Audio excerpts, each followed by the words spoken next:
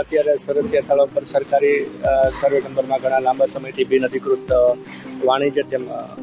રહેણાંકના દબાણો હતા, જે કાયદાની પ્રક્રિયા અનુસરીને એમને પૂરતી તક આપીને પુરાવાઓ જોઈને નિર્ણય સિટી સર્વે સુપ્રિન્ટેન્ડન્ટ અધિકારી શ્રીની કચેરી દ્વારા કરવામાં આવેલો હતો અને એ હુકમની અમલવારી માટે આજે અત્યારે આ પ્રક્રિયા ચાલી રહી છે. કાચા પાકા મકાનો કેટલા હશે અને કયા મુખ્ય દબાણો હતા? મોટા ભાગના મુખ્ય દબાણો આપ જોઈ રહ્યા છો એ પ્રમાણે પાક્કા રહેણાંક અને પાક્કા વાણિજ્ય પ્રકારની સ્થિતિના મકાનો હતા, જે પૈકી હાલ આગળના ફ્રન્ટ પર વાણિજ્ય દબાણો દૂર કરવાની કામગીરી ચાલે છે. આજે